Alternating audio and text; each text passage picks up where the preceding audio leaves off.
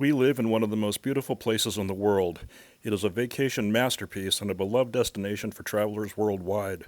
As wonderful as it is, however, its beauty and majesty offer no measure of protection against the threats posed by addiction.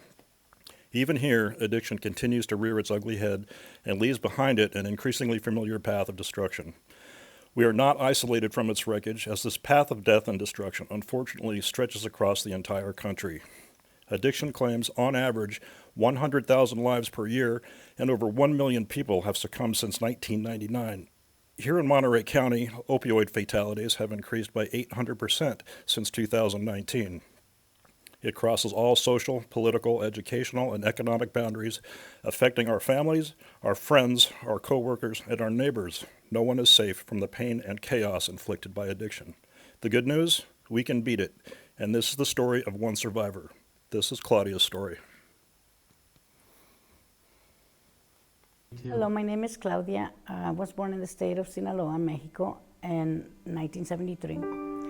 I came to the U.S. in the trunk of a car in 1985.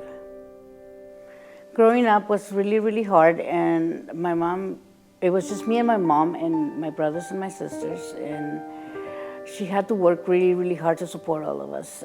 That meant she had to be out most of the time. When I was 14, I got involved with the cartel. It was a way to help my mom. And it was easy at first, just delivering drugs and getting paid. When I was 19, I was a single mom with 3 children, and it was really, really hard because being the fact that I'm illegal, that did not help for my apartment or for a house or for a car or anything like that. Because of being illegal, I couldn't even get a job. My downward spiral began in 2014 with the death of my brother. He was killed by the cartel, and 11 months later, my other brother committed suicide. That's when my drug addiction really went out of control.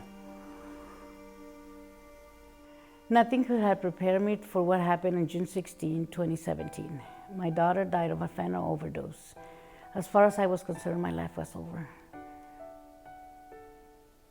That's when I began getting in trouble with the police and going to jail. This is where I ended up, at Asilomar Beach. I decided to take my life because I wanted to go with my daughter. I decided to end it up. I had no hope and I didn't see no way out. So hi, this is Reb Close, and I'm an emergency physician and soon to be specialized as well in addiction medicine. And I want to share with you today that, as we all know, addiction is a chronic disease. And unfortunately, sometimes it takes people to very, very dark and hard and ugly places. And some of those places include thoughts of suicide and thoughts of overdose with the intent of ending one's life. Fortunately, we can get people into treatment and we can get them the care they need and give them their lives back. And Claudia is an example of that. And I'm grateful she's here with us to share her story.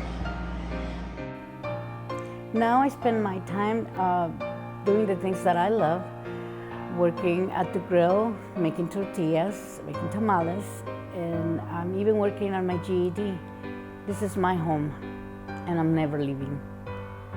Raise a hallelujah.